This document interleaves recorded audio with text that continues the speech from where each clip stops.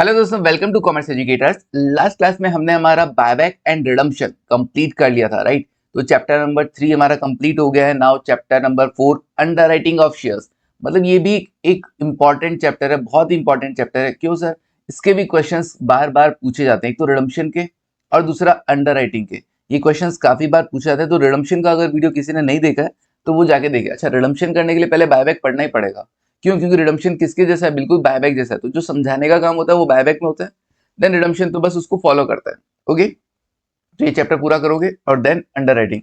Most of the cases, most of the मतलब ये कहें ज्यादातर चांसेस ऐसा है कि इन्हीं दो में से क्वेश्चंस पूछे जाते हैं या फिर नॉर्मल इश्यू वाला क्वेश्चंस आता है। ठीक है, तो उसके अकॉर्डिंग आप प्रिपेयर कर सकते हो।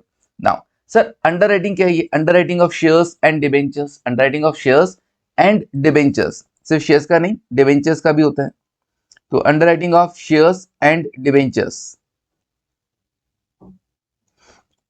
ओके सर, यहाँ पे अंडरराइटिंग क्या है? देखो, कंपनी के ऊपर है ना, जब कंपनी इशू करती है, ऑफर लेकर आती है, पब्लिक इशू लेकर आती है, तो कंपनी के ऊपर एक तलवार लटकी रहती है। इसे भी कहते हैं कि भैया आपको मिनिमम सब्सक्रिप्शन कितना चाहिए, 90% तो आई जाना चाहिए पैसा। मतलब अगर आप 1 लाख शेयर इशू कर रहे हो तो उसका 90% मतलब 90,000 शेयर्स के लिए तो पब्लिक ने अप्लाई कर ही देना चाहिए।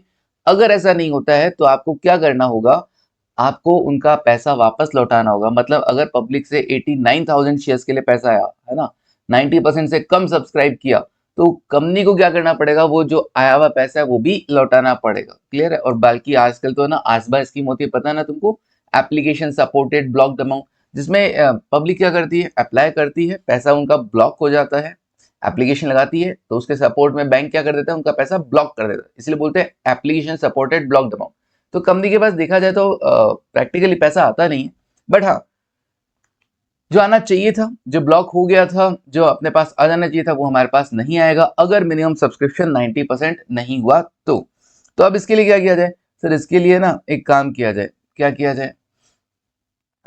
कोई ऐसा बंदा ढूंढा जाए जो हमें गारंटी दे दे कि अगर पब्लिक नहीं लेगी तो हम ले लेंगे, पब्लिक नहीं लेगी तो हम ले लेंगे, बस। वो गारंटी देने वाला बंदा ही क्या है? अंडर राइटर्स है। वो गारंटी देने वाला बंदा ही क्या है? अंडर राइटर्स है। अच्छा, अंडर राइटर्स क्या कहते हैं? देख भाई, अगर पब्लिक ने सब्सक्राइब नहीं किया तो मैं ले लूंगा, ठीक है ना। अब वो एक अंडरराइटर भी हो सकता है, एक से ज्यादा अंडरराइटर्स भी एक साथ मिलकर गारंटी दे सकते हैं, वो कुछ भी हो सकता है। मतलब सिंगल अंडरराइटर या मल्टीपल अंडरराइटर के केसेस होंगे, वो सब देखेंगे आप। ओके, इसके बदले में सर अंडरराइटर्स को क्या मिलेगा? क्योंकि अंडरराइटर्स ने क्या किया है? रिस्क कवर किया है, कंपनी का रिस्क कवर किया है, तो बदले में से कमीशन तो मिलेगा ना। बिल्कुल, तो कंसीडरेशन फॉर्म में हम उसको क्या देंगे? जो भी देते हैं, चाहे हमारी कंपनी के शेयर देते हैं, चाहे कैश देते हैं, वो क्या कहलाएगा? अंडरराइटिंग कमीशन कहलाएगा। क्या कहलाएगा? Underwriting commission. ठीक है, ये रहा this one, underwriting commission. Okay, और इस पूरी प्रोसेस को क्या कहा जाएगा? इस पूरी प्रोसेस को कहा जाएगा अंडरराइटिंग ऑफ सिक्योरिटीज। ओके, ये जो सर्विस वो प्रोवाइड करवाते हैं, उस सर्विस का नाम क्या है? Underwriting of securities. ठीक है सर, डन है। तो सिंपली क्या हुआ? company, वापस रीड करता हूं, a company issuing securities to the potential investor can't completely rule out the possibility of an under subscription। Chances है कि पूरा सब्सक्राइब ना हो। अंडर सब्सक्रिप्शन क्या होता है? बताया गया, where the number of shares applied fall short of the number of shares offered। जितना कंपनी ने ऑफर किया उससे कम के लिए पब्लिक ने अप्लाई किया। whatever be the cause, कारण कुछ भी हो सकता है, this may lead to the serious consequences for the company as its plan of raising capital may be jeopardized। इसका जो प्लान था पैसा रेज करने का वो खराब हो सकता है। okay, thus companies while issuing securities often take help of specialized service provider who guarantee that no security remain unsubscribed। तो वो गारंटी देते हैं भैया हम ले लेंगे, पब्लिक ने नहीं लिया तो हम शेयर्स ले लेंगे। these service provider are known as underwriter and their service is known as underwriting।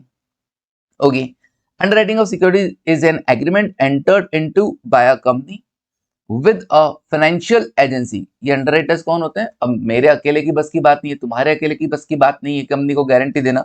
ये क्या होती है? फाइनेंशियल इंस्टीट्यूशंस होते हैं, financial agency, to ensure that their entire issue of securities, चाहे शेयर हो चाहे डिवेंचर्स हो, गेट फुल्ली सब्सक्राइब। भैया उनके लिए पूरा सब्सक्रिप्शन मिल जाए। पब्लिक ने मान लो 90,000 के लिए लगाया, तो हमने गारंटी देखा था पूरे 1 लाख के लिए। पब्लिक जितना भी कम देगी हम लगाएंगे। तो पब्लिक ने कहा 90,000 के लिए लगाया, हम बाकी 10,000 लगाएंगे। पब्लिक ने 80,000 शेयर्स के लिए अप्लाई किया, बाकी हम 20,000 शेयर्स हम सब्सक्राइब करेंगे। कौन? हम कौन? Underwriters. Okay, the concern financial agency is known as underwriter.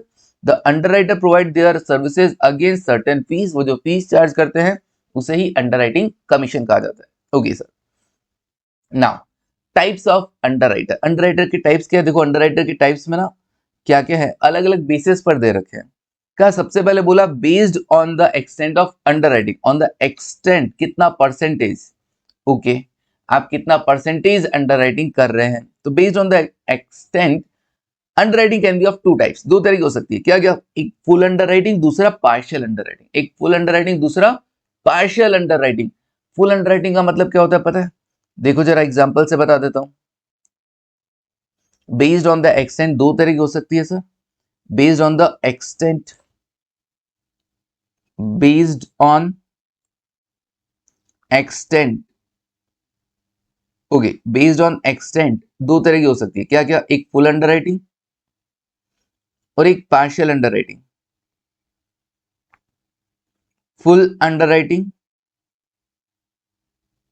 दूसरा पार्शियल अंडरराइटिंग। फुल अंडरराइटिंग मतलब क्या? यहां पर क्या हो रहा है, जैसे मान लो तीन अंडरराइटर्स है, मान लो तीन अंडरराइटर्स है, या यूं कहूं, पहले लिखता हूं, कंपनी ने कितने शेयर इशू किए? Company issued shares, company issued shares, कितने shares?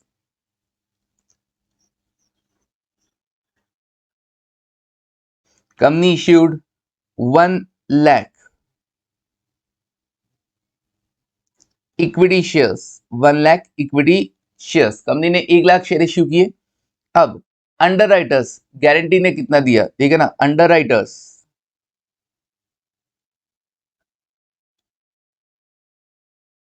Provided guarantee, provided guarantee कैसे दिया? As follows. ठीक है, कैसे दिया? एक्स जो अंडरराइटर था, वाई अंडरराइटर था, जेड अंडरराइटर था। एक्स ने कहा मैं 40% के लिए गारंटी देता हूं, मतलब 1 लाख का 40%, 40,000 शेयर्स की गारंटी मेरी।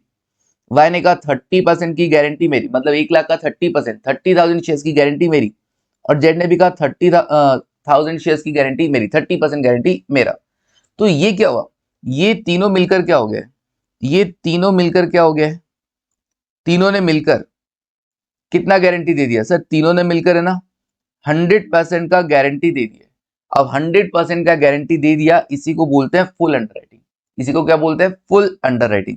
तो सर पार्शियल क्या होगा? अब आप समझ गए होंगे। बिल्कुल सर, पार्शियल अंडरराइटिंग क्या होगा?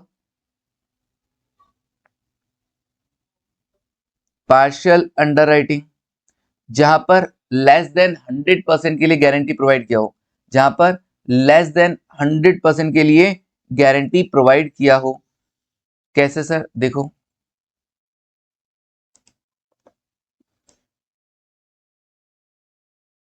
कंपनी ने वही 1 लाख शेयर इश्यू किए, बिल्कुल कंपनी ने वही 1 लाख शेयर इश्यू किए। अंडरराइटर्स ने गारंटी कैसे दिया? इस बार अंडरराइटर्स ने ना गारंटी कैसे दिया है? देखो एक्स ने भी 30% के लिए गारंटी दिया, मान लो इक्वल गारंटी दिया, 30 30 30। तो क्या हुआ टोटल में? इन टोटल तो गारंटी कितने का मिला? सिर्फ कंपनी को 90% का गारंटी मिला ना, इसको बोलेंगे पार्शियल अंडरराइटिंग। तो अगर एक या एक से ज्यादा अंडरराइटर्स ने पूरे 100% शेयर्स के लिए, सारे शेयर्स के लिए 100% गारंटी दे दिया हो, तो यस वो फुल अंडरराइटिंग है। और अगर एक या एक से ज्यादा अंडरराइटर्स ने मिलकर क्या किया हो, लेस देन 100% शेयर्स के लिए गारंटी दिया हो, तो यस वो पार्शियल अंडरराइटिंग है। ठीक है जी, आगे बढ़ते हैं। नेक्स्ट देखो, based on the number of underwriters, based on the number of underwriters मैं आपको बता चुका हूं, एक सिंगल अंडरराइटिंग, एक मल्टीपल अंडरराइटिंग। सिंगल मतलब केवल एक ही अंडरराइटर था, एक ही फाइनेंशियल एजेंसी था। और मल्टीपल मतलब एक से ज्यादा फाइनेंशियल एजेंसी ने मिलकर क्या किया है? गारंटी दिया है jointly by more than one financial agency, then it is referred to syndicate और मल्टीपल अंडरराइटिंग। ओके सर, आगे देखो। फिर based on the degree, based on the degree of commitment, sir ये क्या है? बेस्ड ऑन द एक्सटेंट हुआ, based on the number हुआ, ये क्या है? Based on the degree of commitment. ये क्या है? ध्यान रखना, एमसीक्यूज में भी तो आ सकता है, बिल्कुल। तो based on the degree of commitment मतलब यहां पर दो तरह की होंगी, एक फर्म अंडरराइटिंग और एक रेगुलर अंडरराइटिंग। फर्म अंडरराइटिंग में क्या होता है? रेगुलर अंडरराइटिंग समझो, रेगुलर अंडरराइटिंग में क्या होगा?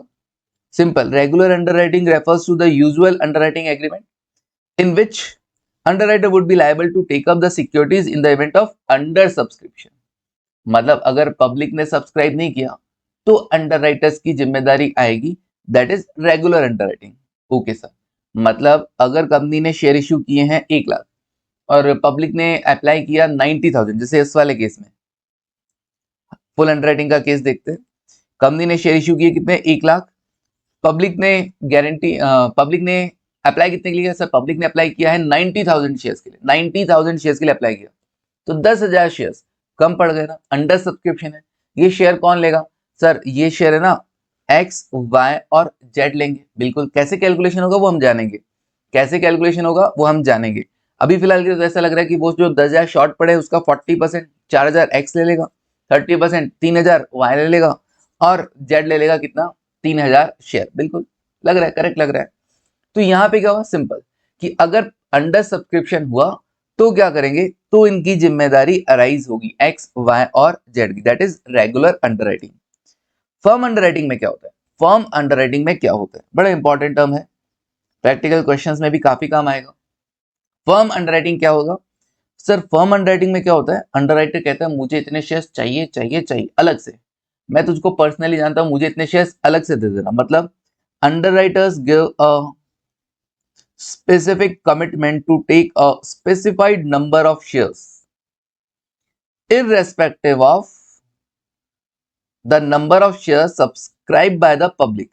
पब्लिक ने चाहे कितने भी शेयर्स के लिए अप्लाई किया हो ना किया हो, अंडर सब्सक्रिप्शन हो ओवर सब्सक्रिप्शन हो, कोई फर्क नहीं पड़ता, मुझे तो इतने शेयर्स चाहिए चाहिए चाहिए. 3 बार बोलना है ना, चाहिए चाहिए चाहिए, जैसे कबूल है कबूल है कबूल, ठीक है, वैसे ही सेम चाहिए चाहिए चाहिए. ओके जी. तो अगर अंडरराइटर क्या करता है, कंपनी से एक सेपरेट कॉन्ट्रैक्ट कर लेता है कि देखो जी पब्लिक ने कितना भी सब्सक्राइब किया हो, चाहे अंडर सब्सक्रिप्शन हो चाहे ओवर सब्सक्रिप्शन हो फुल सब्सक्रिप्शन हो, मुझे कोई लेना देना नहीं.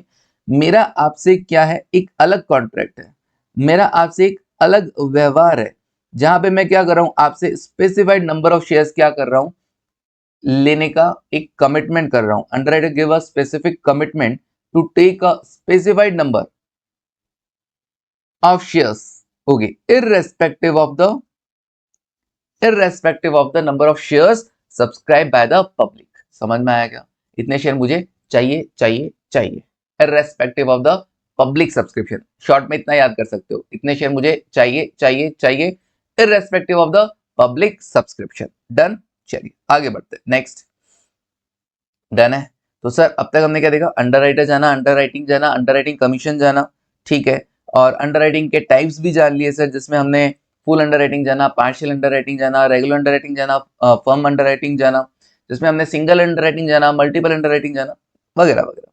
अब क्या करें, अब बात आती है मार्क्ड एप्लीकेशन और अनमार्क्ड एप्लीकेशन. सर ये क्या होता है, मार्क्ड एप्लीकेशन और अनमार्क्ड एप्लीकेशन. देखो एप्लीकेशन के 2 टाइप होते हैं, एप्लीकेशन 2 तरह की हो सकती है. कैसे,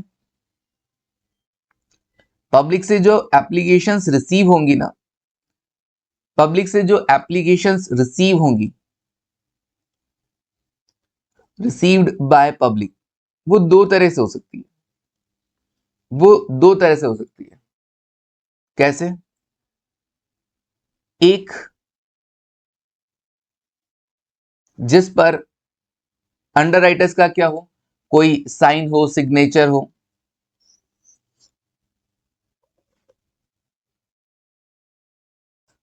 जिसको देख के पहचाना जा सके कि हाँ जी ये उस अंडरराइटर्स के एफर्ट से आई है.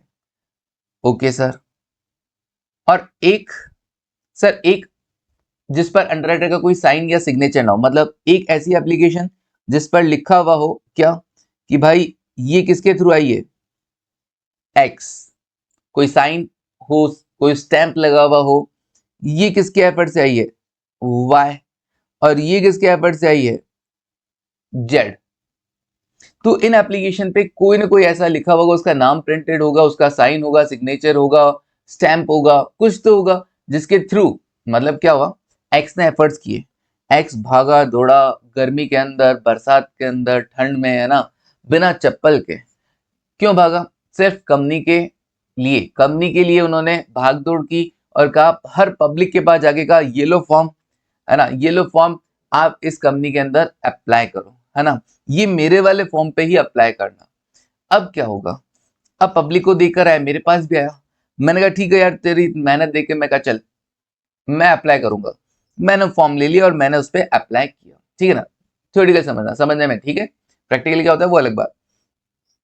तो एक्स के एफर्ट से है ना वो एप्लीकेशन पब्लिक के पास, कंपनी के पास, बिल्कुल सर, एक्स के एफर्ट्स है तो हम कहेंगे ये मार्क्ड एप्लीकेशन है। कंपनी क्या कहेगी इसको, मार्क्ड एप्लीकेशन है। अच्छा, कंपनी इसको क्या कहेगी, मार्क्ड एप्लीकेशन है।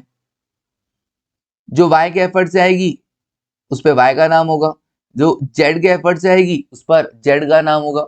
तो सर डिफरेंशिएट करना क्यों है, अच्छा जो बिना नाम से आई, जो कंपनी के पास डायरेक्ट आ गई, किसी एफर्ट से नहीं आई, तो उसको हम बोलेंगे unmarked application, unmarked application. Sir इनको बाइफरकेट करने का क्या लॉजिक है, क्यों करते हैं हम इसको, इनको ऐसा, मैं कहा देखो जितनी भी मार्क्ड एप्लीकेशन है, जितनी भी मार्क्ड एप्लीकेशन है उसका बेनिफिट किसको मिलना चाहिए, वो किसके एफर्ट से आई, सर एक्स ने जो एफर्ट्स किए हैं उनका बेनिफिट एक्स को मिलना चाहिए, जो वाई ने एफर्ट किए हैं उसका बेनिफिट वाई को मिलना चाहिए, और जो जेड ने एफर्ट्स किए उसका बेनिफिट भी जेड को मिलना चाहिए। ओके, तो कहने का मतलब है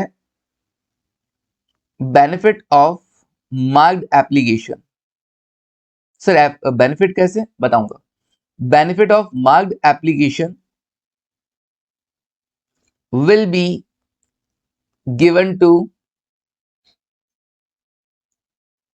that particular underwriter या that specific underwriter। ओके, उसी अंडरराइटर को मिलना चाहिए जिसके एफर्ट से वो एप्लीकेशन आई है, और जिस पर किसी अंडरराइटर का कोई साइन नहीं, सिग्नेचर नहीं, ठीक है, नो साइन नो सिग्नेचर, ठीक है ना। अनमार्क क्या होता है सर, अनमार्क्ड होता है नो स्टैंप और सिग्नेचर ऑफ एनी अंडरराइटर, किसी भी अंडरराइटर का कोई साइन या सिग्नेचर स्टैंप वगैरह ना हो तो वो क्या कहलाएगा, unmarked application.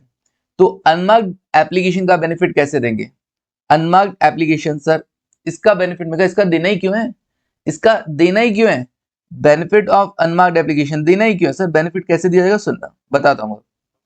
Benefit of unmarked application sir ये तो किसी अंडरराइटर के एफर्ट से नहीं है, तो इसका बेनिफिट हम क्यों देंगे, benefit of unmarked application will be given to underwriters। अरे सर अभी तो बोल रहे हैं कि क्यों देना है, आप दिए जा रहे हो दिए जा रहे हो लिखे ही जा रहे हो। मैं कहा सुन एक एग्जांपल से समझाता हूं, एक एग्जांपल से समझाता हूं सुनना। मान लो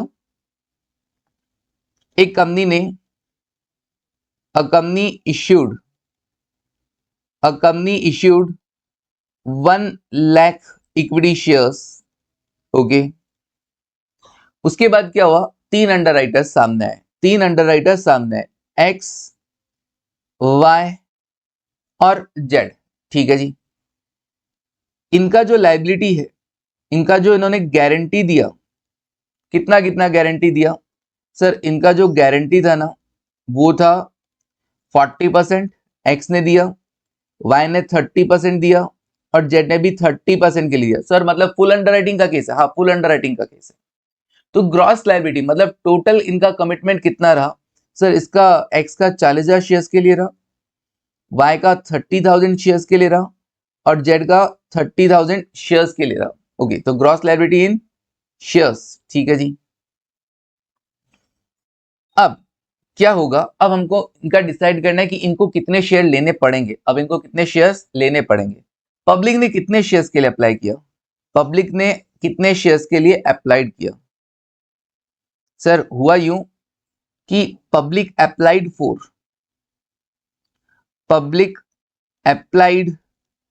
फॉर 90,000 शेयर्स,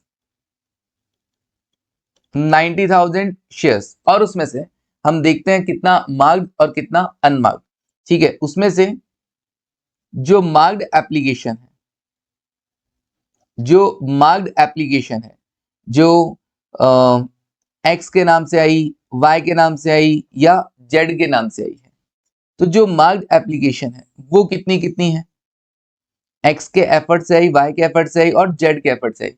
मैं कहा देखो ऐसा है, मान लेते हैं क्या कि एक्स के एफर्ट से आई हैं 25,000 शेयर्स के लिए एप्लीकेशन, 25,000 शेयर्स के लिए। ओके 25 करें, आगे ज्यादा बढ़ाना इसको सर 30 कर दो, 30 30,000 शेयर्स के की जो एप्लीकेशन है वो एक्स के एफर्ट से आई है, ठीक है। और सर 20,000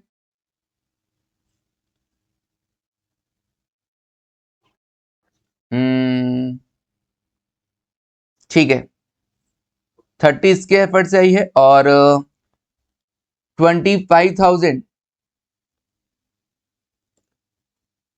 किसके एफर्ट से आई है सर, 25,000 कर दें क्या, बी के एफर्ट चाहिए। मैं चेक कर लेता हूँ, 80,000 माइनस 30,000, सर 80 क्यों करो, मेरी इच्छा मेरी मर्जी, माइनस 30 तो 50 हुआ, फिर 25 लेस करेंगे तो 25, तो सर इसमें थोड़ा ऊपर नीचे कर दे क्या, मैं क्या चलने दो। और वाई के एफर्ट से भी कितनी आई है, 25,000 इक्विटी शेयर्स के लिए क्या आई है, एप्लीकेशन आई है।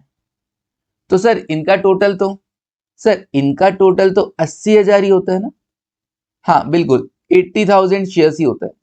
तो आपने तो कहा था पब्लिक ने 90,000 शेयर्स के लिए अप्लाई किया, बिल्कुल एक्चुअली क्या है, जो 10,000 शेयर्स के लिए एप्लीकेशन आई है वो क्या है, अनमार्क्ड है, वो क्या है, अनमार्क्ड है, अनमार्क्ड एप्लीकेशन, अनमार्क्ड एप्लीकेशन। अच्छा जी, अब अनमार्क्ड एप्लीकेशन कितनी हो गई सर, 10,000 शेयर्स। ओके, ये किसके एफर्ट से आई सर, नहीं ये किसी के एफर्ट से नहीं आई है, ये कंपनी के पास डायरेक्ट आई है, ये कंपनी के पास डायरेक्ट आई है, ठीक है सर डन है। तो टोटल कितना हुआ, टोटल 90,000 शेयर्स के लिए क्या आ गई है, एप्लीकेशंस आ गई हैं। अब 90,000 शेयर्स के लिए एप्लीकेशन आ गई, अब हम क्या करते हैं, हमको एक्स वाई और जेड का क्या करना है, नेट लायबिलिटी पता करना है कि उनको शेयर्स कितने लेने होंगे। तो अगर कंपनी ऐसा करे कि देखो जी तुम्हारे नाम से जो जो एप्लीकेशंस आई हैं उसका बेनिफिट तुमको दे देते हैं, मार्क्ड एप्लीकेशन का एक्स के एफर्ट से कितनी आई सर, एक्स के एफर्ट से 30,000 आई है, वाई के एफर्ट से कितनी आई है 25,000, जेड के एफर्ट से कितनी आई है 25,000, तो इनका बेनिफिट तुमको दे देते हैं। तो एक्स तुमको 10,000 शेयर्स लेने होंगे, वाई तुमको 5,000 शेयर्स लेने होंगे और जेड तुमको 5,000 शेयर्स लेने होंगे। तो इन्होंने कहा ओके, इन्होंने कहा ओके ले लेंगे। तो मैंने कहा एक बात बताओ, अब एक्स लेगा 10,000 शेयर, वाई लेगा 5,000 शेयर, जेड लेगा 5,000 शेयर, कितने हो गए 20,000 शेयर हो गए। क्या कंपनी के पास 20,000 शेयर है देने के लिए, नहीं सर। कंपनी ने इश्यू कितने किए हैं, कंपनी ने इश्यू तो 1 लाख शेयर किए, 1 लाख में से 90,000 शेयर के लिए तो पब्लिक से आ गया ना, तो बचे कितने, केवल 10,000 ही तो बचे हैं। तो मैक्स टू मैक्स अंडरराइटर्स कितने शेयर्स ले सकता है सर, 10,000 शेयर ले सकता है, 20,000 तो नहीं ले पाएगा। इसलिए ना चाहते हुए भी कंपनी को क्या करना पड़ेगा, अनमार्क्ड एप्लीकेशन का बेनिफिट भी किसको देना पड़ेगा, अनमार्क्ड एप्लीकेशन का बेनिफिट भी अंडरराइटर्स को देना पड़ेगा, वरना कैलकुलेशन नहीं बैठेगी। अंडरराइटर्स तो कह देंगे हाँ एक्स कह रहा है मेरे को 10,000 शेयर दे दो, वाई कह रहा है हाँ दे दो मेरे को 5,000, जेड बोले हाँ मुझे भी दे ही दो फिर 5,000 शेयर, तो 20,000 शेयर हो जाएगा। कंपनी कह रही है भाई मैंने 1 लाख शेयर इशू किया, सेबी कह रहा है तूने 1 लाख शेयर इशू किया कैसे दे देगा, 90,000 तो पब्लिक ने सब्सक्राइब किया तो पब्लिक को देना, पब्लिक का कैंसिल करके अंडरराइटर को देगा क्या, नहीं। तो 80,000 तो marked application, 10,000 unmarked, total 90,000 share के लिए एप्लीकेशन आ गई। अब बचे कितने अनसब्सक्राइब्ड शेयर, कितने बचे 10,000। तो एक्स वाई और जेड कितने शेयर्स लेंगे सर, 10,000 में ही बंटवारा करेंगे, बिल्कुल कैसे होगा वो सुनो। तो अब क्या हुआ, कंपनी देख रही है यार ये है ना एप्लीकेशन ऐसी है जिस पे किसी का नाम नहीं लिखा है, तो इसका बेनिफिट इन तीनों को देना है, क्या करें, कैसे दे इसका बेनिफिट इन तीनों को। तो कहा benefit of unmarked application will be given to underwriters, generally क्या रहेगा, generally in the ratio of their gross liability, in the ratio of their gross liability. कभी कभी क्या होता है, कभी कभी gross liability minus marked application के रेशियो में भी बेनिफिट दिया जाता है, मतलब जनरली तो ग्रॉस लायबिलिटी, क्योंकि रिस्क किसका कितना था, एक्स का रिस्क था 40,000, इसका था 30 और इसका था 30, मतलब 40%, 30%, 30%। तो जिसका जितना रिस्क उसको उतना बेनिफिट। भैया रूल तो यही कहता है ना, कायदा तो यही कहता है ना, क्या कहता है कि भैया अगर इसने 40% इसका रिस्क है, इसका 30% रिस्क है, इसका 30, तो बेनिफिट भी इनको इतना ही मिलना चाहिए। तो अनमार्क्ड एप्लीकेशन इन टोटल कितना है सर, ये 10,000 है, तो किस रेशियो में मिलना चाहिए सर, इसको ना 40%, 30% और 30% के रेशियो में ही मिलना चाहिए। तो 4,000, 3,000 और 3,000 इसी रेशियो में बेनिफिट मिलना चाहिए, बिल्कुल मिलना चाहिए। तो अब क्या कर दोगे, अब आ जाएगा क्या, अब आ जाएगा हमारे पास नेट लायबिलिटी। क्या आ जाएगा, नेट लायबिलिटी। ओके, तो ये रेगुलर अंडरराइटिंग का केस था, कोई फर्म अंडरराइटिंग नहीं थी, रेगुलर अंडरराइटिंग था। सिंपल, जितना गारंटी दिया ग्रॉस लायबिलिटी, उसमें से जितना पब्लिक से आ गया मार्क्ड और अनमार्क्ड, उसका बेनिफिट हम अंडरराइटर्स को दे देंगे। मार्क्ड एप्लीकेशन का बेनिफिट कैसे दिया जाएगा, जिसके एफर्ट से जितनी जितनी एप्लीकेशन आई उसका बेनिफिट उसी को दिया जाएगा। और अनमार्क्ड, सर अनमार्क्ड का क्या होगा, अनमार्क्ड का भी बेनिफिट देना ही पड़ेगा, वरना ये तो रेडी हो गए थे 20,000 शेयर लेने के लिए, कंपनी के पास है ही नहीं, तो अनमार्क्ड का बेनिफिट भी देंगे, लेकिन किस पर, तो सबसे सुटेबल बेसिस क्या रहता है सर, जिसका जितना रिस्क उसको उतना बेनिफिट, सिंपल। ओके, कभी कभी क्वेश्चन वाला बोलता है ग्रॉस लायबिलिटी माइनस मार्क्ड, इस रेशियो में अनमार्क्ड का बेनिफिट दे दो, तो वो बोलेगा तो देंगे, अदरवाइज नहीं बोलता ना, तो ग्रॉस लायबिलिटी के रेशियो में ही हम देंगे, ठीक है। नेट लायबिलिटी कितना निकल कर आया, इसका 6,000 शेयर्स निकल कर आया, इसका 2,000 और इसका भी 2,000, देख लो टोटल करके कितना आ रहा है, 10,000 शेयर्स आ रहा है कि नहीं आ रहा है, बिल्कुल। तो इस तरीके से क्वेश्चन सॉल्व किया जाएगा। समझ में आया क्या तुमको, बिल्कुल क्लियर है वाली चीज। तो तुमको मार्क्ड अनमार्क्ड समझ में आया, हाँ सर मार्क्ड अनमार्क्ड समझ में आया, तो एक बार का रीडिंग दे देना, ठीक है। चलिए, ओके, अंडरराइटर्स लायबिलिटी समझ में आई, ग्रॉस लायबिलिटी, नेट लायबिलिटी, हाँ सर समझ में आ गई। जो टोटल कमिटमेंट है ना, टोटल कमिटमेंट, अंडरराइटर्स का टोटल कमिटमेंट, वो तो क्या है, वो तो क्या है, ग्रॉस लायबिलिटी है। Gross liability refer to total commitment of the underwriters as per the underwriting agreement, कितने शेयर्स के लिए गारंटी दिया है ना। और नेट लायबिलिटी क्या है, the liability of taking up the unsubscribed securities, जो पब्लिक ने सब्सक्राइब नहीं की वो 10,000 शेयर्स, उसमें उनका कितना कितना हिस्सा बनता है, that is net liability. After taking into consideration the gross liability as per the agreement and application received both marked and unmarked, तो ग्रॉस लायबिलिटी में से मार्क्ड अनमार्क्ड दोनों एडजस्ट करने के बाद जो बचेगा वो नेट लायबिलिटी रहेगा, सिंपल। तो नेट लायबिलिटी का फॉर्मूला दिया, gross liability minus marked plus proportion of unmarked application for which underwriter has been given credit, जिसके लिए अंडरराइटर्स को क्रेडिट दिया गया, मतलब लेस कर दिया गया, सिंपल। चलिए, तो किसी भी अंडरराइटर्स की नेट लायबिलिटी क्या होती है, उसकी जो ग्रॉस लायबिलिटी है जितना उसने गारंटी दिया, माइनस उसके एफर्ट से जितनी भी मार्क्ड एप्लीकेशन आई है, और माइनस क्या करना है, अनमार्क्ड एप्लीकेशन में उसका हिस्सा, उसका हिस्सा जितना भी होगा, या तो ग्रॉस लायबिलिटी के बेसिस पर डिसाइड होगा या ग्रॉस लायबिलिटी माइनस मार्क्ड के बेसिस पर डिसाइड होगा। नाउ आगे बढ़ते हैं, next underwriting commission. Underwriting commission क्या होता है सर, अंडरराइटिंग सर्विसेज के लिए जो अंडरराइटर्स को फीस मिलती है वो अंडरराइटिंग कमीशन हो गया, बिल्कुल। तो अंडरराइटिंग सर्विसेज के लिए जो प्राइस चार्ज करता है अंडरराइटर्स, वो अंडरराइटिंग कमीशन हो गया। ये जो प्राइस चार्ज करता है वो किस वजह से करता है, क्योंकि उसको शेयर लेने पड़ रहे हैं, बिल्कुल सर उसको शेयर लेने पड़ रहे हैं। तो हम क्या कहेंगे, it is payable to underwriters for bearing the risk of under subscription, for bearing the risk of under subscription, risk उठाया उसने, इसके बदले में उसको क्या मिलेगा, कमीशन मिलेगा, and not for subscribing the unsubscribed share. Sir ये क्या बोल रहे हैं, सर ये क्या बोल रहे हैं, सर ये क्या बोल रहे हैं, मैंने इसके इसकी जरूरत में इसके शेयर लिए और ये बोल रहे थे वो कमीशन इसलिए नहीं मिल रहा है क्योंकि तू ने शेयर सब्सक्राइब किए, अनसब्सक्राइब शेयर को सब्सक्राइब किया, इसके लिए कमीशन नहीं मिल रहा है। ये बोल रहा है कि भाई तूने शेयर लिए हैं, अनसब्सक्राइब शेयर थे 10,000, तूने शेयर्स ले लिए, इस वजह से तुझे कमीशन नहीं मिल रहा है। तुझे कमीशन क्यों मिल रहा है, क्योंकि तूने रिस्क उठाया है, तूने रिस्क उठाया है। अच्छा, तो ये अंडरराइटर्स के लिए अच्छी सिचुएशन है, हाँ। मतलब अंडरराइटर ये कहना क्या चाहता है कि भाई अंडरराइटर्स को कमीशन मिलेगा भले ही उसको एक शेयर का भी नेट लायबिलिटी ना हो। अच्छा, तुम कोई कह देगा कि वजह से मैं बोलूं कि अंडरराइटिंग कमीशन, मैं कह रहा हूं कि अंडरराइटर्स को जो कमीशन मिलेगा ना वो मिलेगा 5%। 5%, ओके 5% मिलेगा। किसका? फेस वैल्यू कितना है शेयर का? शेयर का फेस वैल्यू है मान लो 10 रुपए। फेस वैल्यू है 10 रुपए और इश्यू प्राइस क्या है? इश्यू प्राइस भी है 10 रुपए। फेस वैल्यू भी 10 रुपए और इश्यू प्राइस भी 10 रुपए है। ठीक है, इश्यू भी 10 पे की है, हाँ इश्यू भी 10 पे की है। चलो एक काम करते हैं, इश्यू प्राइस अलग ले लेते हैं। इश्यू प्राइस ले लेते हैं 12 रुपए, एक बार में तुमको समझ में आ जाएगा ना, 12 रुपए। ठीक है, फेस वैल्यू 10 रुपए, इश्यू प्राइस 12 रुपए। क्या तुम मुझे एक्स का कमीशन बता सकते हो? क्या तुम मुझे बता सकते हो कि कमीशन कितना मिलेगा एक्स को?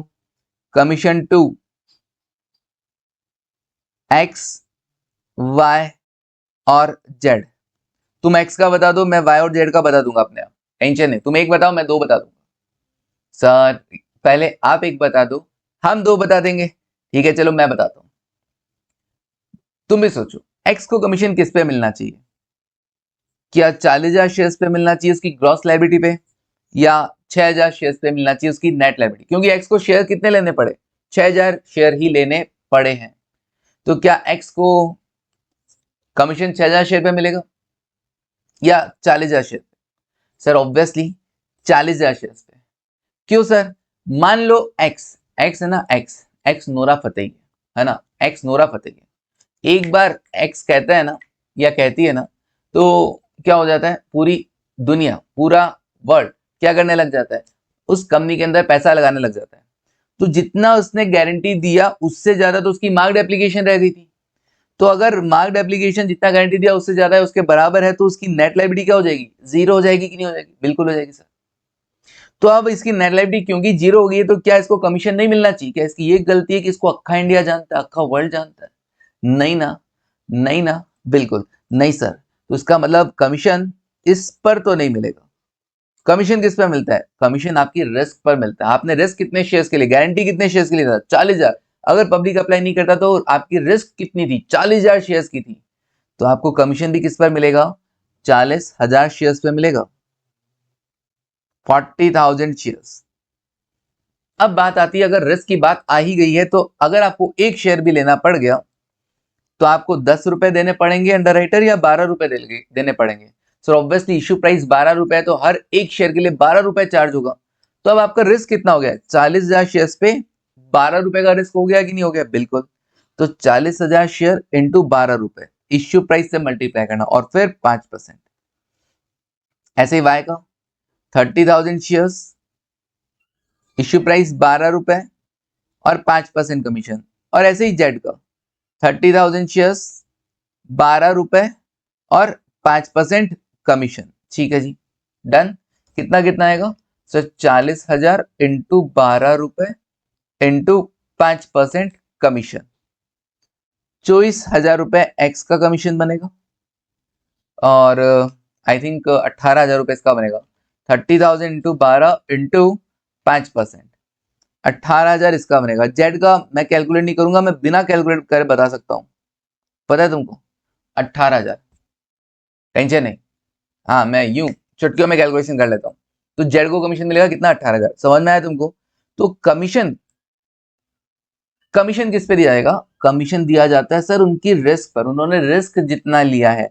Not for subscribing the unsubscribed share. अभी समझ में आया?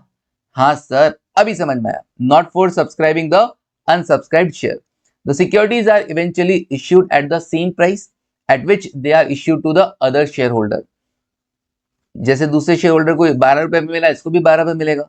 This is why the underwriters are entitled to commission even when the issue is fully subscribed. Sir public ने पूरा सब्सक्राइब कर दिया, 1,00,000 शेयर इश्यू किया कंपनी ने, इवन पब्लिक ने ओवर सब्सक्राइब कर दिया, तो क्या अब अंडरराइटर्स को कमीशन मिलेगा? बिल्कुल मिलेगा। अंडरराइटर्स ने रिस्क उठाया है, पब्लिक ने सारे शेयर के लिए लगा दिया तो लगा दिया, अप्लाई कर दिया, कमीशन जरूर मिलेगा। कमीशन कैसे हो सकता है? कमीशन है ना कैश में भी हो सकता है, शेयर्स में भी हो सकता है, डिवेंचर्स में भी हो सकता है, या इन सब का कॉम्बिनेशन भी हो सकता है। ओके, अंडरराइटिंग कमीशन किस पे दिया जाएगा? टोटल कमिटमेंट पे, मतलब ग्रॉस लायबिलिटी पे दिया जाएगा। ठीक है जी, based on the issue price. Okay, gross liability पे based on the issue price. Okay sir, तो फॉर्मूला क्या बन जाएगा? Gross liability number of shares में number into issue price into rate of commission. Gross liability into issue price into rate of commission. Done. चलो एक question try करो, एक question try करो, देखो बता पाते हो क्या। XYZ Limited is issuing 20 lakh shares of ₹10 each to the public। 20 lakh share issue कर रही है 10 रुपए वाले, किसको? पब्लिक को। N Limited has been appointed as the underwriter for 5% of the issue size। 5% के लिए क्या कर रहा है? गारंटी दे रहे हैं। ठीक है, the commission payable to underwriter is the 5% of issue price. Commission कितना? 5%। अच्छा, गारंटी कितना दिया? सिर्फ 5% के लिए। हाँ, calculate the amount of underwriting commission payable to N Limited if the shares are issued at par। Share कैसे इश्यू हो रहे हैं सर? शेयर है ना पार पे इश्यू हो रहे हैं। ठीक है, how will your answer change if the shares are issued at 20% premium? तो दोनों बताएंगे, पहले पार पे फिर 20% प्रीमियम। तो when shares have been issued at par, अगर पार पे इश्यू करते हो तो पहले बताओ ग्रॉस लायबिलिटी कितना है सर? एन लिमिटेड का ग्रॉस लायबिलिटी ऐसा है कि 20 लाख शेयर्स थे सर टोटल, जो कंपनी इश्यू कर रही है उसका 5% क्या है? उसका 5% अनलिमिटेड का गारंटी है। तो 20 लाख का 5%, 20 लाख का 5% इंटू 5% किया, 1 लाख शेयर्स। 1 लाख शेयर्स क्या होगी? ग्रॉस लायबिलिटी होगी। ठीक है जी, मतलब अनलिमिटेड का मैक्स टू मैक्स लायबिलिटी कितना है? मैक्स टू मैक्स लायबिलिटी कितना है? 1 लाख शेयर्स। गारंटी कितना दिया? 1 लाख शेयर्स के लिए। इश्यू प्राइस कितना? एट पार है ना, तो एट पार है तो 10 रुपए होगा। ओके, तो कमीशन कितना बनता है? Gross liability 1 lakh shares, issue price 10 रुपए, और रेट ऑफ कमीशन कितना? 5% of issue price, 5% of issue price. Okay, तो 1 लाख इंटू 10 इंटू 5%, तो 50,000, 50,000। कमीशन कितना हुआ? 50,000। अच्छा, अगर शेयर प्रीमियम पे इश्यू कर रहे हो तो, अगर शेयर 20% प्रीमियम पे कर रहे हो तो ग्रॉस लायबिलिटी तो वही रहेगा, 20 लाख शेयर्स का 5%। 1 लाख शेयर्स के लिए गारंटी दिया, 1 लाख शेयर्स के लिए गारंटी दिया। इश्यू प्राइस क्या है? 20% प्रीमियम पे कर रहे हो ना, तो कितने पे कर रहे हो सर? 10 रुपए प्लस 20% कितना? 2 रुपए। इश्यू प्राइस कितना? 12 रुपए हो गया, 12 रुपीज। तो कमीशन कितना बनेगा? 1 लाख शेयर्स, हर एक शेयर के लिए रिस्क कितना? 12 रुपए देने पड़ेंगे, इनटू रेट ऑफ कमीशन कितना? 5%। तो आई थिंक 60,000 हो जाएगा। 1 लाख इंटू 12 इंटू क्या करें? 5% इंटू 5% कितना होगा? 60,000।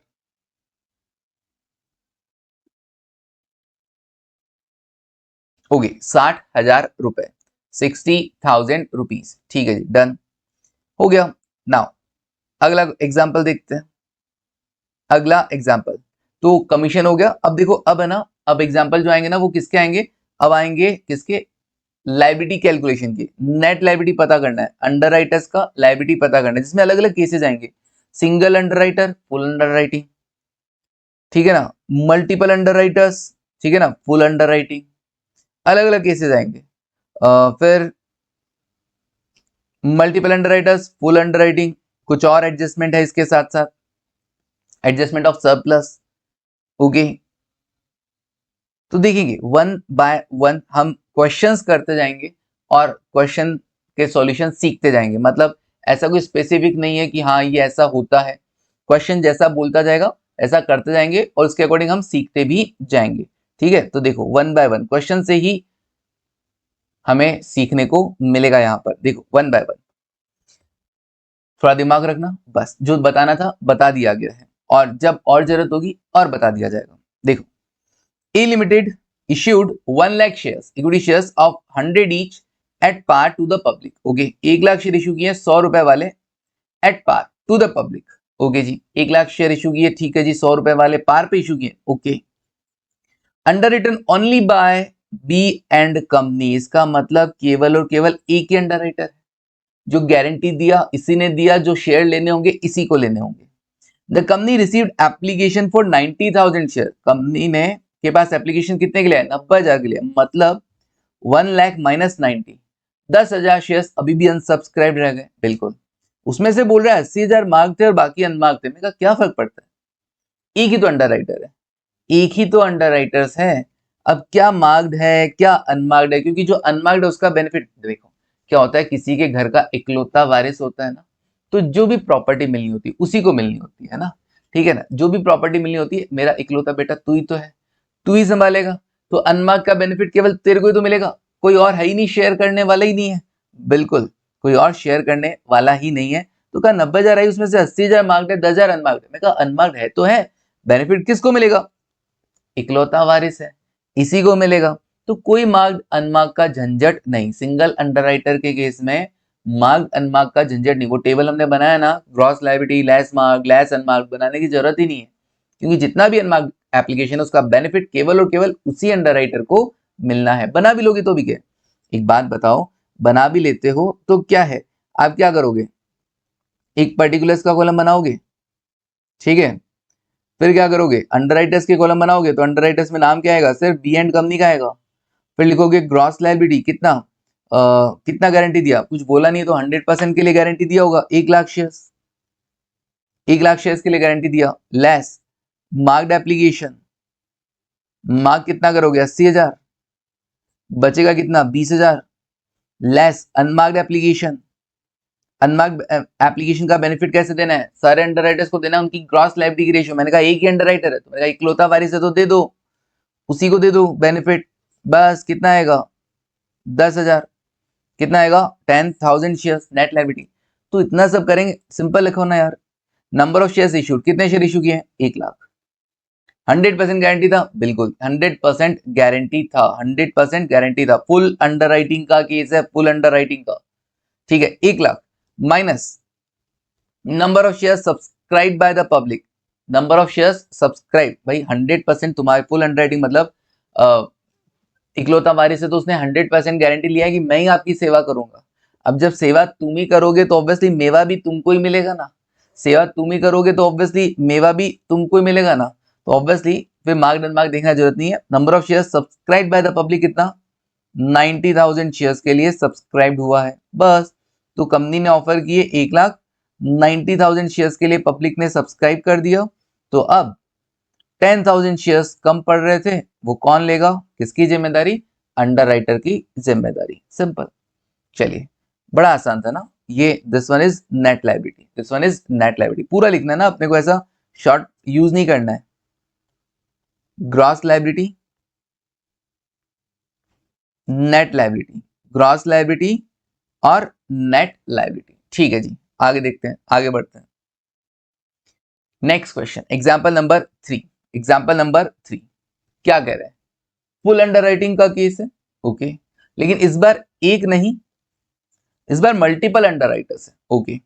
विदाउट फर्म अंडरराइटिंग मतलब अभी भी रेगुलर अंडरराइटिंग ही चल रहा है, कोई फर्म अंडरराइटिंग नहीं है। विदाउट फर्म अंडरराइटिंग मतलब रेगुलर अंडरराइटिंग है, ऐसा कोई भी कमिटमेंट नहीं है कि मुझे इतने शेयर्स चाहिए चाहिए चाहिए, ओके।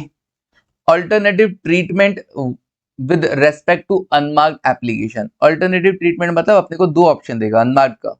मैंने क्या कहा था, अनमार्क का बेनिफिट किस रेशियो में बढ़ता है, सर अनमार्क का बेनिफिट जनरली तो ग्रॉस लायबिलिटी के रेशियो में बढ़ता है, लेकिन क्वेश्चन वाला अगर बोले कि नहीं gross liability minus marked application के रेशियो में बांटो, तो बांट देंगे, हमारी क्या दिक्कत है, हमको तो बांटना ही है, बेनिफिट देना है, तुम बोलोगे उसी रेशियो में। जैसे पार्टनरशिप है, पार्टनर्स में प्रॉफिट्स को बांटना होता है, तो भैया तुम बोलोगे 4-3-2 में बांट दो, 4-3-2 में बांट देंगे, तुम बोलोगे 1:1:1 में बांट दो, मैं 1:1:1 बांट दोगे, तुम किसी और रेशियो में बोलोगे, मैं और रेशियो में बांट दूंगा। तो सिंपल, क्या करना, कुछ नहीं बोला जाए तो 1:1:1 होता है ना, इक्वल रेशियो होता है ना, सेम वैसे ही कुछ नहीं बोले तो ग्रॉस लायबिलिटी के रेशियो में बांटना, बोले तो उस रेशियो में बांट देना, कुछ और बोले तो उस रेशियो में बांट देना, ठीक है।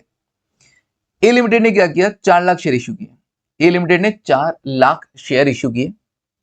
The whole issue was underwritten as, कैसे, एक्स का 40%, वाई ने 30 और जेड ने 30।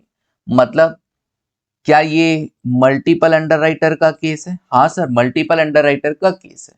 ठीक है, क्या ये फुल अंडरराइटिंग है? हाँ, 40 30 30 100% हो गया सर, फुल अंडरराइटिंग का केस है। नाउ एप्लीकेशन कितने के लिए है? 3,20,000 के लिए है। 100% गारंटी दे रखा, मतलब 4 लाख में से 3,20 हटा दो, 4 लाख में से 3,20 हटाया, 80,000 शेयर लेने होंगे। अब कैसे लेने होंगे एक्स वाई जेड को देखेंगे। नेट लायबिलिटी का टोटल 80,000 आ जाएगा।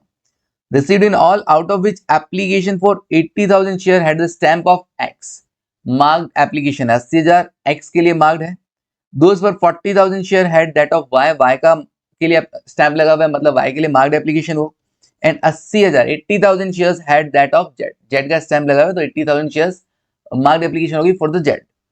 The remaining application for 120 share did not bear any stamp. सबका टोटल करके देख लो, 320 बैठेगा, 80,000 प्लस 40,000 प्लस 80,000 प्लस 120, 320। ओके, बता दिया अगले ने मार्क कितना, अनमार्क कितना। मेरा झंझट ही नहीं है, पहले मार्क लेस कर देंगे फिर अनमार्क लेस कर देंगे। Calculate the liability of underwriter. So simple, liability बताना है इंडिविजुअल अंडरराइटर का। दो केसेस है, अगर अनमार्क्ड एप्लीकेशन को ग्रॉस लायबिलिटी के रेशियो में बांटते हो तब कितना, और अगर अनमार्क्ड एप्लीकेशन को gross liability minus marked application में बांटते हो तो कितना। मैं कहा चलो देखते हैं। यहां पर when unmarked applications are apportioned in the ratio of gross liability, अगर gross liability के रेशियो में बढ़ता है तो क्या होगा। मैं कहा देखो, एक पर्टिकुलर्स बनाना, फिर अंडरराइटर्स की कॉलम बना लेना, particulars then X Y Z, particulars X Y Z, और एक टोटल का कॉलम भी बना सकते हो, एक टोटल का कॉलम भी आप बना सकते हो। ठीक है, चलिए टोटल का कॉलम भी आप बना सकते हो, चाहे लेफ्ट में चाहे राइट में, जहां आपकी इच्छा हो। यहां बना लो या यहां बना लो, जो आपकी इच्छा हो। ठीक है, बना सकते हो। बनाने की इच्छा हो तो बनाओ, नहीं बनाने की इच्छा मत बनाओ। क्या करोगे, ग्रॉस लायबिलिटी कितना है सर? ग्रॉस लायबिलिटी कंपनी ने इश्यू कितना किया? 4 लाख शेयर, उसका 40 30 30, तो यहां बना दो क्या?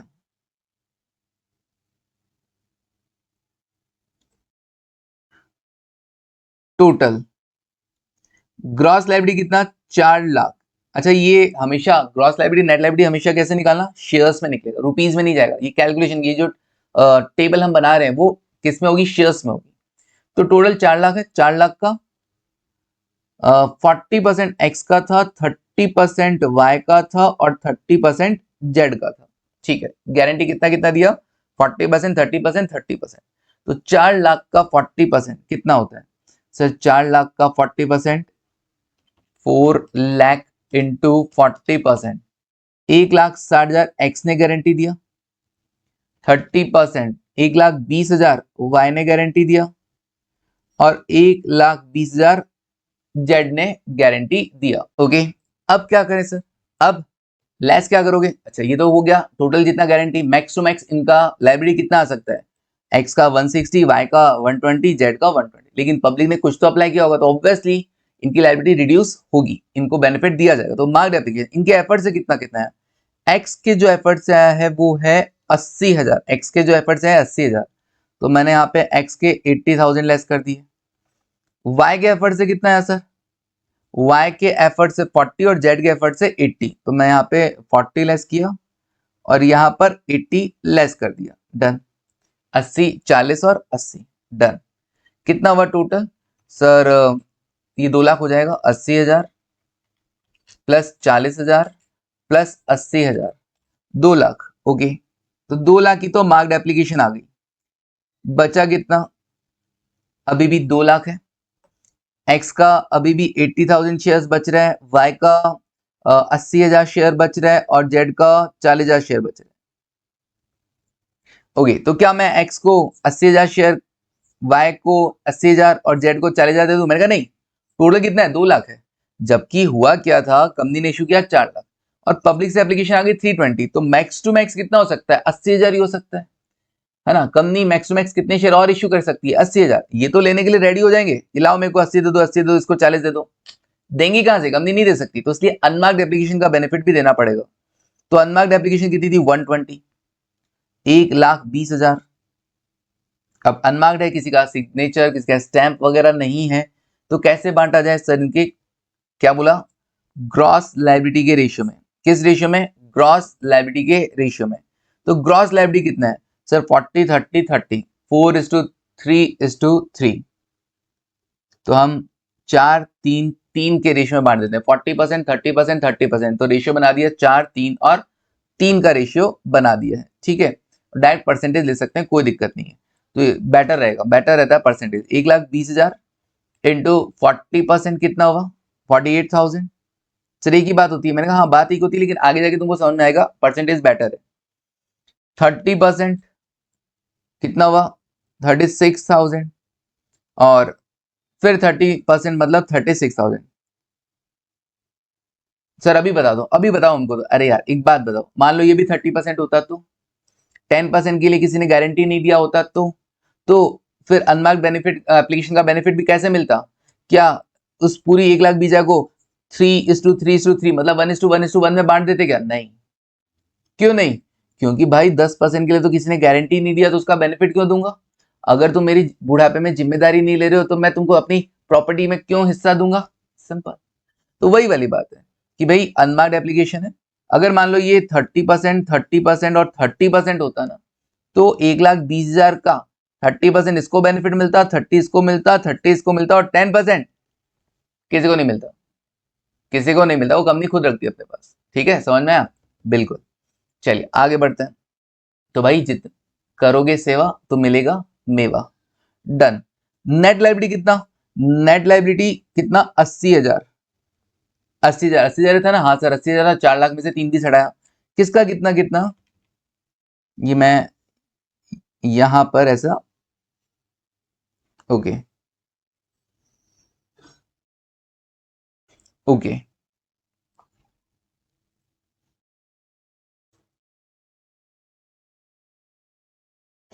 हाँ जी कितना आएगा सर, 80 माइनस 48, 32,000।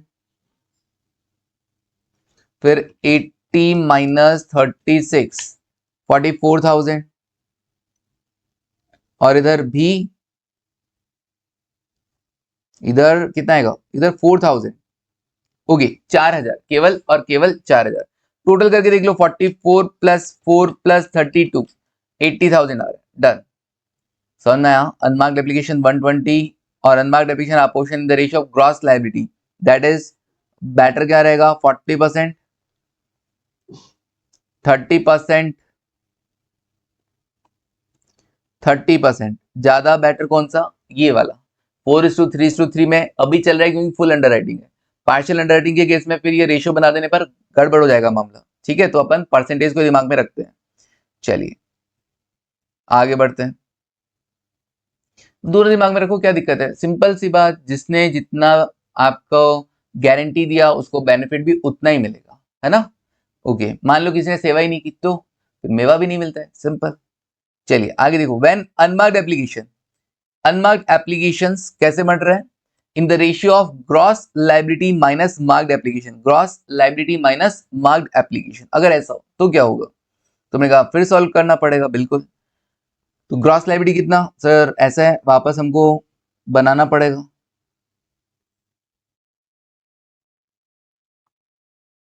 एक कॉलम बना देते हैं, इसको सीधा लाइन नहीं खींचने देगा क्या वो, इसको क्या मतलब है कि मेरे 2 पेज में, फिर से ट्राई करेंगे, हार नहीं मानेगा। हाँ देखा, हार नहीं मानने का साला, ठीक है, झुकेगा नहीं साला, है ना, झुकेगा नहीं साला। देखो टोटल, अभी बच्चा बोला सर गंदा लग रहा है ऐसे, अरे ये लो, बस, खुश, डन, सब चाहिए तुमको, है ना। टोटल ग्रॉस लायबिलिटी कितना, 4 लाख, गारंटी कितना कितना, 40%, 30%, 30%। तो 4 लाख का 40% वही 1,60,000, 30% 1,20,000, और 30% 1,20,000, ठीक है, डन। लेस मार्क्ड एप्लीकेशन करते हैं, मार्क्ड एप्लीकेशन कितना सर, 80 40 40, 80 40 40। 80,000 लेस किया, 80-40 नहीं था, 80-40 80 था, 80-40 और 80 था, बिल्कुल 80-40 और 80 था। ठीक है जी, कितना 2 लाख बचेगा कितना सर? ये 2 लाख, ये 80,000, ये भी 80,000 और ये 40,000। तो सर यहां तक तो बिल्कुल सेम हो गया, यहां तक तो बिल्कुल सेम हो गया, बिल्कुल यहां तक सेम हो गया। अब फर्क कहां आ रहा है? फर्क ये आ रहा है कि अनमार्क्ड एप्लीकेशन का बेनिफिट यहां तो बोला था किस रेशियो में? ग्रॉस लायबिलिटी के रेशियो में देना। अब क्या बोल रहा है? अब बोल रहा है gross liability minus marked application के रेशियो में देना। तो ग्रॉस लायबिलिटी माइनस मार्क कितना है? 80, 80 और 40 है, 80, 80 और 40 है। तो कितना होगा सर रेशियो? ये 80, 80 और 40, 80, 80 और 40, 8, 8, 4, 4, 4, 2, 2, 2, 1, रेशियो क्या हो गया? 2:2:1। ओके, तो अनमार्क्ड एप्लीकेशन थी कितनी? अनमार्क्ड एप्लीकेशन थी सर 1,20,000, अनमार्क्ड एप्लीकेशन थी 1,20,000। तो 1,20,000 को हम किस रेशियो में बांटेंगे? 80, 80, 40, 80, 80, 40, दैट इज 2:2:1। तो 1,20,000 को हम बांट देते हैं, बांटना आता है ना तुमको? 2, 2, 4 और 1, 5, डिवाइड कर दो 5 से। ओके, फिर मल्टीप्लाई का बटन, 2 किया 48, अगेन 2 किया 48 और फिर 1 किया 24। ये लो जी, लेस कर दिया। अब हम कैलकुलेट कर देते हैं नेट लायबिलिटी। कितना? 80,000 शेयर्स, इसको कितना लेना पड़ेगा? 32,000, इसको कितना लेना पड़ेगा? 32,000 और इसको कितना लेना पड़ेगा? 16,000। 32, 32 और 16, 32, 32 और 16, 32, 32 और 60, टोटल 80। करेक्ट है, करेक्ट है ना? ओके सर, डन है। ठीक है, 32, 32 और 60। मजे की बात बताऊं तुमको एक? रहने दो, नहीं बता रहा। चलो सर बताओ ना। अरे है ही नहीं, मजे की बात कुछ है ही नहीं तो बताऊं कहां से? चलो अब देखो, डन। हाँ सर, हो गया है।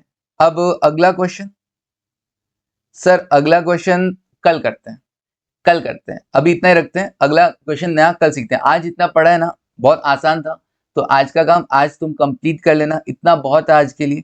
नेक्स्ट क्लास में हम और सीखेंगे ना। अभी आई थिंक तुमको ये चीज सारी समझ में आ गई होगी। ठीक है, एक बार वापस से घर पे रिकॉल करना कि अंडरराइटर्स कौन होते हैं जो गारंटी देते हैं। अंडरराइटिंग कमीशन को बदले में मिलता है, इस सर्विस को अंडरराइटिंग कहा जाता है। फुल अंडरराइटिंग मतलब सब लोगों ने या एक अंडरराइटर ने मिलकर क्या किया हो? 100% शेयर्स के लिए गारंटी दे दिया हो। पार्शियल मतलब लेस देन 100% शेयर्स के लिए गारंटी दिया हो। Number of underwriters, single underwriter तो सिंगल अंडरराइटिंग, एक से ज्यादा अंडरराइटर ने गारंटी दिया है तो मल्टीपल अंडरराइटिंग या सिंडिकेट अंडरराइटिंग। डिग्री पे मतलब फर्म अंडरराइटिंग, और रेगुलर, रेगुलर मतलब जहाँ पे कोई कमिटमेंट, फर्म कमिटमेंट नहीं हो कि मुझे इतने शेयर अलग से चाहिए चाहिए चाहिए। जितना पब्लिक ने सब्सक्राइब नहीं किया अनसब्सक्राइब शेयर वो अंडरराइटर लेगा, तो रेगुलर अंडरराइटिंग। और अलग से अंडरराइटर कमिटमेंट करके बैठा है कि भैया फर्म कमिटमेंट कि भैया मेरे को इतने शेयर अलग से चाहिए चाहिए चाहिए, और इररेस्पेक्टिव ऑफ पब्लिक रेस्पॉन्स, तो वो फुल सॉरी फर्म अंडरराइटिंग हो गया है। नाउ मार्क्ड अनमार्क्ड, अगर आपके एफर्ट से आई है जिस पर आपका सिग्नेचर स्टैंप हो तो वो मार्क्ड है। अगर किसी के एफर्ट से नहीं है, किसी का स्टैंप सिग्नेचर नहीं हो तो अनमार्क्ड है। मार्क का बेनिफिट बेनिफिट उसी अंडरराइटर को मिलेगा जिसके नाम से वो आई है। अनमार्क का benefit generally gross liability ratio में मिलता है, लेकिन क्वेश्चन वाला अगर कुछ और बोलता है तो हम उसी रेशियो में बांट देंगे। फिर उसके बाद क्या होगा सर? अंडरराइटर्स की लायबिलिटी कैसे होता है? Gross liability less marked less unmarked application, that is net liability. Net liability क्या होता है सर? नेट लायबिलिटी वो होता है जो शेयर अंडरराइटर को लेने पड़े, क्यों? क्योंकि पब्लिक ने नहीं लिए थे। अनसब्सक्राइब सिक्योरिटी जो अंडरराइटर को लेनी पड़ेगी, नेट लायबिलिटी। ग्रॉस क्या होता है सर? टोटल गारंटी कितने का दिया, टोटल कमिटमेंट कितना है, वो ग्रॉस लायबिलिटी है। कमीशन किस पे मिलेगा? कमीशन हमेशा ग्रॉस लायबिलिटी में मिलता है, into issue price into rate of commission. Sir commission का रेट मैक्स टू मैक्स, यहां लिख लेना, कमीशन का रेट कितना होगा? मैक्सिमम कितना होगा? शेयर्स पे 5%। अब वो जो पहले जाने वाले हैं ना उनको कुछ नहीं पता नहीं चलेगा, जो पहले क्लास छोड़कर चले गए। 2.5% शेयर्स पे मैक्स टू मैक्स 5% और डिबेंचर्स पे कितना लिखा हुआ है 2.5%, कुछ नहीं बोला, वो बोले मैक्सिमम कमीशन देना तो इतना देना, शेयर्स पे 5% और डिबेंचर्स की अंडरराइटिंग की जा रही है तो 2.5%। ओके, फिर हमने क्वेश्चंस किए तो डन, अभी इतना ही रखते हैं, हमने किया जैसा जैसा बोला हमने कर लिया, कल और पढ़ेंगे आगे क्वेश्चन, तब तक के लिए thank you, take care, bye.